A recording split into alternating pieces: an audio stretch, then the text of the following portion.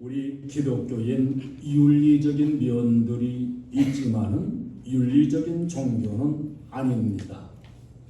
지식적인 면도 있지만 지식의 종교도 아닙니다. 우리 기독교는 생명의 종교이고 신비로운 종교입니다.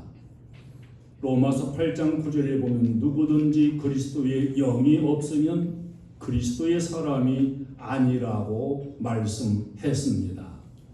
우리 신앙 고백 자체가 성령의 역사이고 우리가 가지고 있는 믿음도 성령을 통해 주시는 선물이지요. 성령을 받으면 이 땅에 육신으로 오셨던 구세주 예수 그리스도에 대해서 알게도 되고 믿게도 되고 그래서 구원의 확신이 생겨지게 됩니다. 고린도전서 12장 3절을 보면 성령의 감화가 없이는 그리스도를 주시라 이렇게 할 수가 없다 그랬습니다. 성령이 충만한 그러한 교회가 되어야 하고 성도가 되어야 할 것을 잘 가르쳐주는 말씀드립니다. 우리 교회 피오가 성령 충만한 교회, 성령 충만 속에 행복한 신앙생활을 이루어가는 성도, 그게 우리 피오예요. 사도행전 1장 8절을 보면 성령이 임하시면 권능받아 증인이 되리라 그랬습니다.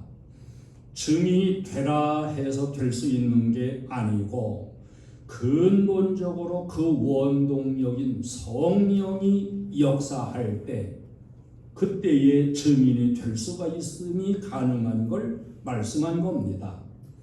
요한복음 14장 15절에 너희가 나를 사랑하면 내 계명을 지키리라. 지키라가 아니에요. 지키리라. 이것은 내가 마음 먹는다고 해서 지켜지고 증인될 수 있는 게 아니라는 겁니다. 인간 스스로의 의지로 증인되는 것도 아니고 은혜 받는 것도 아니고 말씀 지키고 행하는 그런 인간의 종교가 아니라는 사실이에요. 성령이 오셔서 알게 하셔야 되고 깨닫게 하셔야 되고 또 기억나게 하심으로써 하나님 말씀을 따라서 삶 속에 적용시켜 삶으로 신앙의 열매를 맺게 하시는 것이 성령의 주권적인 역사입니다. 오늘날 우리의 시대는 여러분 잘 알듯이 성령의 시대입니다. 성령의 시대에는 성령 받아야 되며 성령 충만해야 되고 이 땅에 세워진 교회들도 성령으로 충만한 그런 교회가 되어져야 됩니다. 사도행전 1장 4절로 5절에서 예루살렘을 떠나지 말고 아버지께서 약속하신 것, 즉 하늘로서부터 내려줄 성령의 세례, 이 불같은 세례를 받게 될 것을 약속했습니다. 누가복음 12장 49절에 내가 불을 땅에 던지러 왔노니 이 불이 이미 붙었으면 내가 무엇을 원하리요. 우리 주님은 우리가 성령 받은 사람 되기를 원하시고 받는 정도가 아니라 성령 충만한 성도가 되기를 원하시는 주님이십니다. 성령 받아야 믿음의 알곡이 되기 때문입니다. 성령을 받지 못하면 믿음이 좋은 척 하다가도 미끄러져 버리고 알곡된 참신자가 될 수 없는 것이지요. 우리는 성령에 사로잡혀야 됩니다. 성령에 온전히 순종하면서 지배를 받는 그런 신앙이 되어야 합니다. 내 지식도 내 감정도 내 의지도 다 성령 뜻대로 지배하시도록 맡겨드리는 이런 충만의 은혜를 우리가 입어야 되고 이렇게 성령으로 지배받아서 인도받는 그런 성령의 사람이 되어져야 됩니다. 초대교회 성도들은 성령 충만 받았습니다. 초대교회는 성령이 충만하게 역사하시던 그런 교회였습니다. 저는 우리 교회도 초대교회 같이 성령으로 충만한 교회가 되어지기를 원합니다. 우리 교회에 함께 신앙생활하는 여러분들도 성령으로 충만함을 받은, 성령으로 이끌림을 받는 성령의 사람들이 되시기를 주님의 이름으로 축원합니다. 이 성령 받은 사람들을 통해서 복음의 역사가 확장되어 나갔습니다. 오늘 본문은 성령 충만한 초대교회의 모습, 그 성도들의 모습을 잘 증거해 줍니다. 오늘 이 성령에서 나의 현 주소를 발견하고 우리 교회도 성령 충만한 교회가 되도록 늘 사모해야 되고, 여러분도 성령 충만했던 초대교회 성도들처럼 나도 이러한 신앙생활을 해야지, 이런 마음의 결단이 이루어지기를 축원합니다. 성령 충만할 때 2장 8절에서 보면은 언어의 변화가 왔습니다. 제일 먼저 왔던 변화의 역사입니다. 베드로 사도는 아람 말로 그 당시 사용했던 언어니까 설교했을 거예요. 그런데 그 설교를 듣는 사람들은 15개 국가에서 여기저기서 순례객들로 모여온 사람들이었습니다. 베드로는 아람어 한 언어로 설교를 하는데 15개국에서 몰려온 모든 사람들은 다 자기들의 언어로, 자기들의 나라로, 나라의 말로 이렇게 듣게 되었다, 이렇게 말하고 있어요. 이것은 언어의 소통, 복음의 소통이 이루어졌다는 것을 증거하는 사건입니다. 원래는 언어가 하나였지요. 그런데 세상의 언어가 여러 가지로 다 갈라지게 되었습니다. 이 언어가 갈라진 곳이 어디지요? 바벨탑 사건이에요. 전부 모여서 하나님을 거역하고 바벨탑을 쌓을 때 하나님께서 이 언어를 다 흩어버리셨어요. 그래서 인간적인 바벨탑은 쌓다가 중단이 되었고 언어가 전부 달라지게 되었는데, 이렇게 혼잡되어진 언어가 하나가 되며 통하게 되고 알아듣고 전달되게 되는 놀라운 역사가 바로 성령 충만 받은 그들에게서 이루어지게 된 것입니다. 그리스도 안에서 마음과 마음이 하나 되고 굳혀졌던 마음문들이 열려지게 되고 진실한 대화가 통하였다는 그러한 증거지요. 말하는 자와 말 듣는 자 사이에 성령이 역사하신 것입니다. 성령이 충만해서 대화가 소통되는 이런 은혜가 우리에게서도, 우리 교회에서도 이루어져야 됩니다. 언어 소통이 안 된다고 한다면, 제가 한국말로 설교해도 알아듣지 못하는 사람이 있어요. 무슨 얘기했는지도 모르고 예배드리고 나갈 적에 아무 들은 얘기도 없이 나가는 사람이 있습니다. 이건 언어 소통이 막힌 거예요. 근데 설교를 하는데 그 설교가 나에게 진리로 들려지는 사람이 있습니다. 이건 성령의 역사예요. 우리 교회는 설교자도 듣는 자도 언어의 소통이 잘 이루어지는 이런 성령의 역사가 충만하기를 바랍니다. 고인이었지만은 김영삼 대통령이 임기 말기에 나라 경제가 너무 어려워져서 그때에 IMF가 왔지요. 측근이 말했답니다. 카카, 길이 없습니다. IMF로 진입해야 될 것 같습니다. 그러면 IMF가 무엇고, IMF는 국제통화기금의 약자입니다. 아니, 국민들이 웃자자고 국제통화를 그렇게 많이 했단 말이고 이랬다는 얘기가 있어요. 말이 통하지 않으면 그야말로 우이독경, 듣지 못하고 말해도 통하지 못하고 참 불행한 일이지요.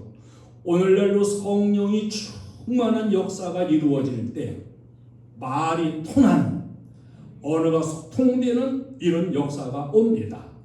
여러분 삶에도 우리 교회에도 이렇게 말의 변화가 오고 말의 소통이 이루어지는 은총이 이루어지기를 바랍니다. 말이 변화되어야 돼요. 죽겠다는 말은 하지 말아야 됩니다. 죽겠다 안 해도 우리나라 하루에 40명씩 목숨을 끊고 자살하여 죽는다고 합니다.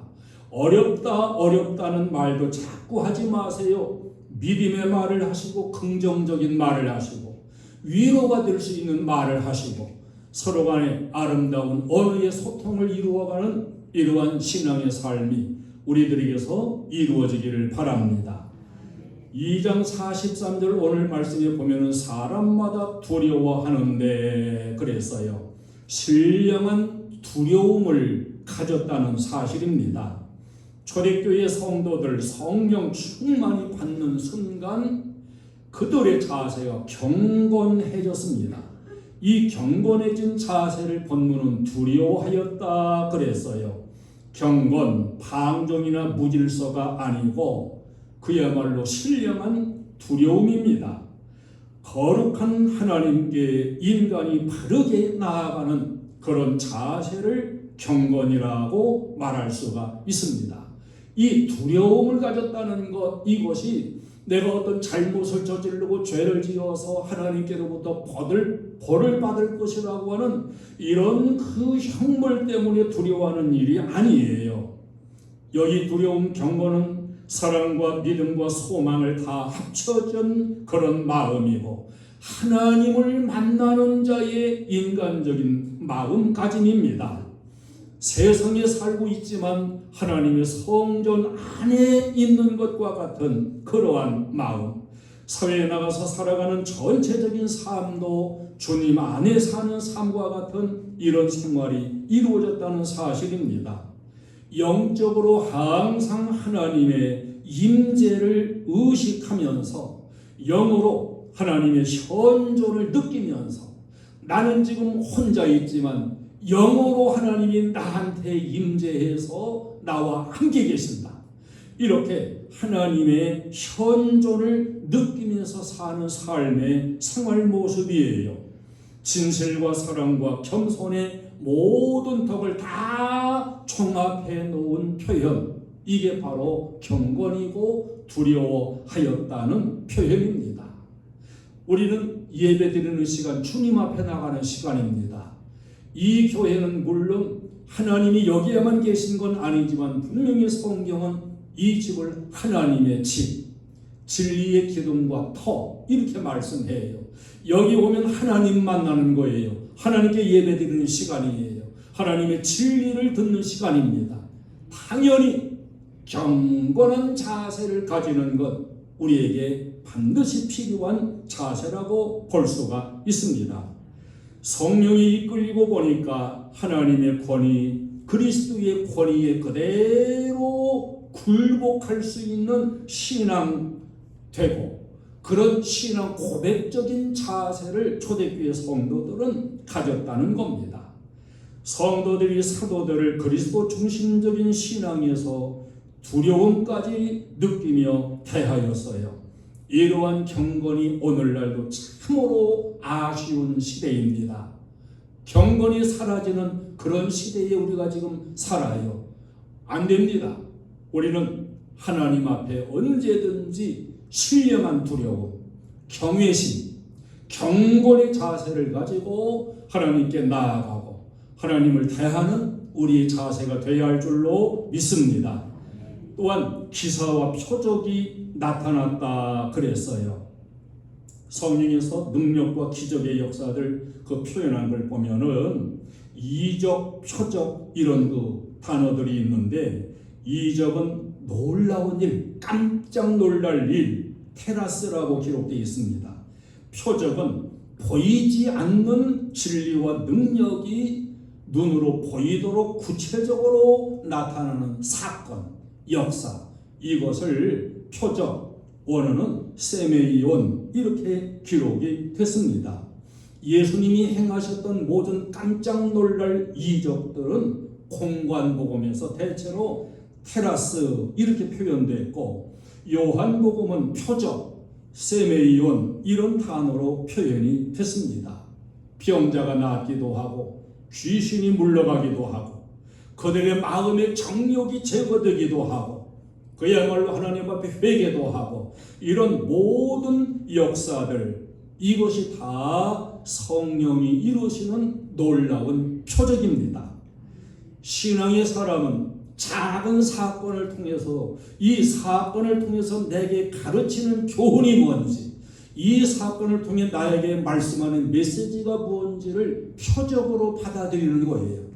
여러분 작은 일일지라도 그것을 표적으로 볼 줄 아는 이런 시간 이 표적을 통해 나에게 무엇을 깨우치시는가 하는 그러한 깨달음들이 항상 있어지기를 축원합니다.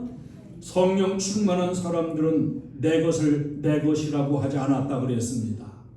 내 것인 것이 분명한데 나만 가지고 누릴 것이 아니고 이웃의 필요 나와 상대되는 어렵고 불쌍한 가운데 있는 다른 사람들의 필요를 보게 되었고 자기 소유에 대한 인색한 마음이 없어지면서 희생적인 마음 자세 베풀 수 있는 마음 자세 그 속에서 보람과 행복을 얻게 되는 이런 이타적인 마음 자세로 바뀌어졌다는 사실이에요. 내가 꼭 전도해야 될 사람이 보이게 된 겁니다. 내가 돌보아주지 아니하면 쓰러질 수밖에 없는 사람이 보여진 겁니다. 구원받지 아니하면 안 될 사람 멸망받을 사람들이 눈앞에 보여지게 되고 저 사람에게 내가 복음을 전하여 깨우쳐주지 아니하면 저 사람은 죄악 가운데 그대로 멸망할 수밖에 없는 사람이라는 것이 보여지는 거예요.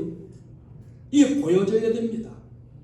보고서도 보여지지 아니하면 아무 소용이 없는 겁니다. 보여지니까 견딜 수 없는 고통도 느껴지게 되고 하나님의 필요, 교회의 필요를 알게 되고 끌리게 되고 주님 앞에 헌신도 하게 되고 이렇게 되는 것입니다. 여러분에게 성령께서 충만하게 역사해서 이웃이 보여지고 가족이 보여지고 영적인 상태가 보여지고 구원받아야 될 상대라는 것이 보여지는 이런 역사가 있기를 바랍니다. 기적은 체험을 가져오는 것이고 체험은 확신을 가져옵니다. 우리의 신앙은 분명한 체험이 필요하고 이 체험을 통해서 오는 확신된 믿음이 필요하잖아요. 체험된 신앙은 마음도 넓어지게 되고 통도 커지게 되고 사람이 후해지고 하나님 사랑하며 헌신하게 되는 것입니다. 우리의 삶에 여러분 삶에 이러한 표적, 기적, 놀라운 능력적인 역사들이 성령 속에서 많이 체험되어지기를 바랍니다. 42절에서 보니까 사도의 가르침을 따랐다 그랬습니다. 열심히 배웠다는 거예요. 자칫 우리가 잘못 생각하면 나는 가만히 있어도 성령께서 그냥 다 알게 해주고 그냥 보여지게 해주고 어떤 자동적이고 마술적으로 학생들도 나는 가만히 있어도 내가 예수만 믿으면 성령이 다 알게 해주셔서 100점 맞게 할 걸로 이렇게 생각하는 것 이건 잘못된 신앙이에요. 성령은 자동적으로나 혹 마술적으로 알게 하는 역사가 아니고 배워서 알게 하는 역사예요. 이거 잊어버리면 안 돼요.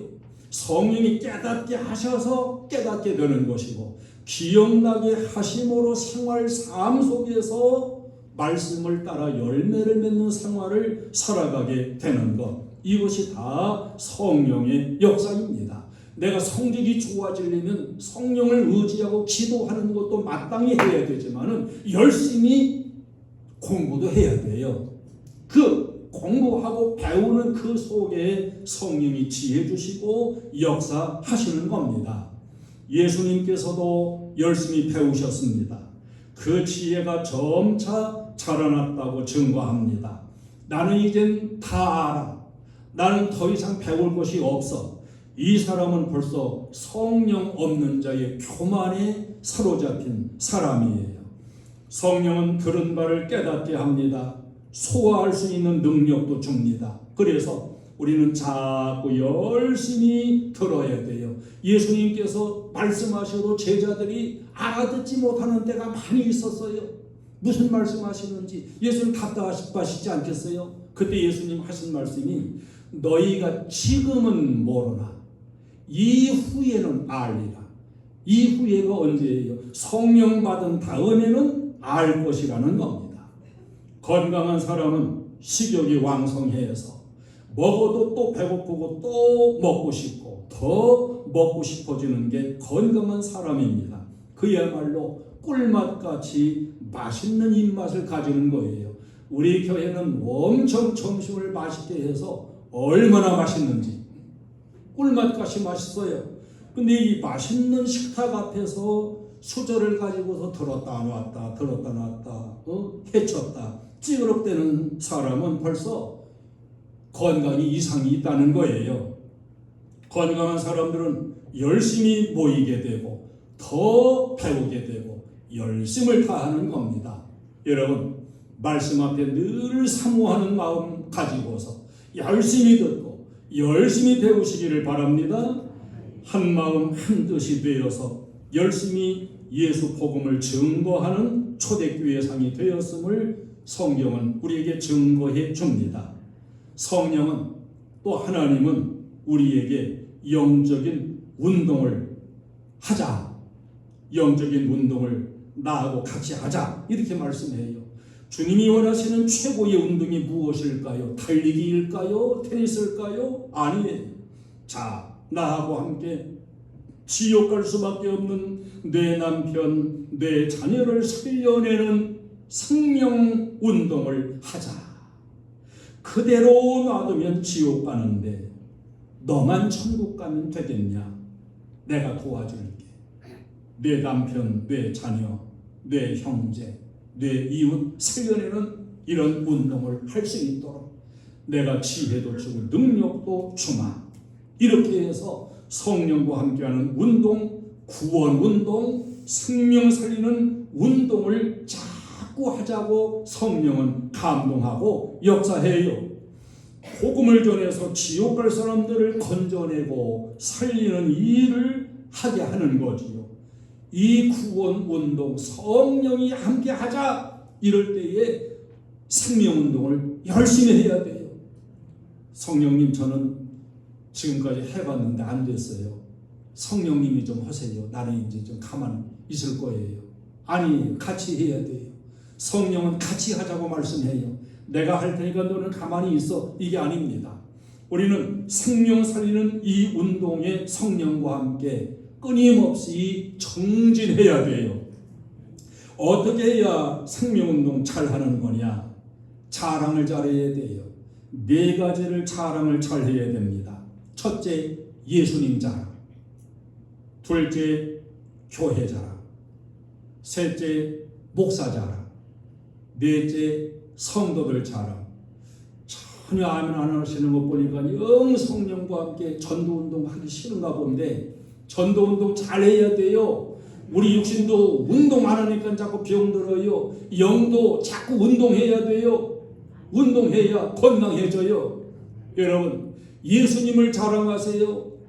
예수님은 생명의 구주시라고 우리의 죄를 다 짊어지시고 구원을 완성하신 분. 예수 믿으면 구원받고 천국 간다고 예수님 자랑해야 돼요. 자기 자랑을 할 것 없어요. 그리고 교회 자랑해야 돼요. 우리 교회요? 아이고 와봐야 별거 없어요.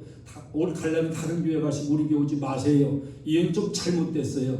우리 교회 참 좋은 교회예요. 우리 교회 은혜가 있고요. 우리 교회 성령이 역사하고요. 우리 교회 사랑이 있고요. 우리 교회 오면 참 은혜가 충만해요. 자꾸 교회 자랑해야 돼요. 또 목사 자랑해야 돼요. 목사 저를 자랑해달라는 게 아니야. 우리 목사님 참 말씀 잘 전하시고 은혜롭다고 이렇게 해야 돼요. 아이고 우리 목사님 참 정말로 내가 보기 싫어도 어쩔 수 없어 보는 거지. 아유 역겨워서 못 살겠어요. 이래보세요. 누가 교회 오려고 하겠어요. 또 우리 교회 성도님들 다 좋으신 분이라고 아무개 권사님도 좋으시고 아무개 권사님도 좋으시고 아무개 집사님도 좋으시고 아무개 장로님도 좋으시고 자꾸 자랑을 해야 듣는 사람이 오고 싶은 마음도 생기고 예수 믿고 싶은 마음도 생기게 되는 겁니다. 사도행전 5장 41절로 42절을 보면 사도들은 그 이름을 위하여 능력받는 일에 합당한 자로 여기심을 기뻐하니라. 저희가 날마다 성전에 있든지 집에 있든지 예수는 그리스도라 가르치기와 그 고난까지도 다 기뻐했노라고 이렇게 증거하고 그들은 전도하는 것을 쉬지 아니했다. 이렇게 초대교회상을 증거해주고 있습니다. 골로새서 1장 24절에 보면 사도 바울은 복음 때문에 많은 괴로움과 고난을 겪었습니다. 감옥에도 갔습니다. 그런데 성령의 역사로 고난받는 것까지도 기쁘게 감수하는 이런 자신의 신앙적인 것을 고백을 하고 있습니다. 고난을 참는 정도만이 아니었고 고난도 오히려 이겨내면서 기뻐했다고 증거해요. 빌립보서 1장에 보면 자기가 지금 로마 감옥에 갇혀 있게 되고 있는데 이렇게 로마 감옥에 갇히게 된 것까지도 결코 소원에 나는 일이나 불행한 재난적인 것이 아니고 이 사건 때문에 오히려 복음은 진도가 되었다. 이렇게 증거하면서 오히려 기뻐하노라고 증거하고 있습니다. 여러분, 예수 믿기 힘드시지요? 예수 믿기 힘들어도 기쁘게 감당하는 게 그게 바른 신앙인입니다. 성령 받은 사람들은 예수 믿는 것 때문에 내가 힘들고 어렵다고 해서 그것 때문에 한숨 쉬고 주저앉고 이쯤에서 내가 신앙생활을 이제 그만 졸업할까 이러지 않아요. 오히려 고난도 달게 받으면서 내가 하나님 나라의 영광을 누리려면 고난도 달게 받아야지. 이런 바울 같은 자세를 가지고 이겨나가게 되는 것입니다. 성령은 모든 일을 되게 하십니다. 스가랴 4장 6절에서 이는 힘으로 되지 아니하며 능력으로 되지 아니하고 오직 나의 영으로 되느니라. 성령은 전도도 되게 하고 고난도 이기게 하고 축복의 역사도 열리게 하고 성령은 되게 하셔요. 안 되게 하는 건 악한 영의 역사입니다. 다 되게 하는 것은 성령의 역사입니다. 오늘날도 성령으로 충만한 삶을 살아갈 때 성령은 여러분과 늘 함께 계시면서 되는 역사를 끊임없이 열어주실 줄로 믿습니다.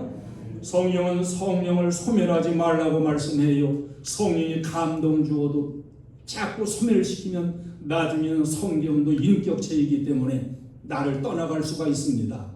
성령이 내 마음에 감동 주실 적에 아멘하는 자세로 같이 받아들이고 야 나하고 생명운동하자 그러면 예 아멘 어떻게 할까요? 자꾸 이 성령을 소멸하지 말고 성령을 영접해서 받아들여야 돼요. 성령께 온전히 순종하면서 우리는 불같은 성령 충만한 사람이 되어야 되고 우리 교회도 이 시대에 성령 충만한 교회로 세워져 나아가야 됩니다.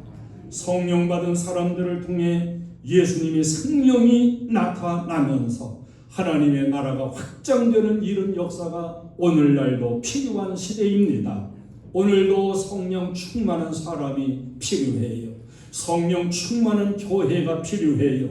강력한 성령의 역사가 오늘날도 필요합니다.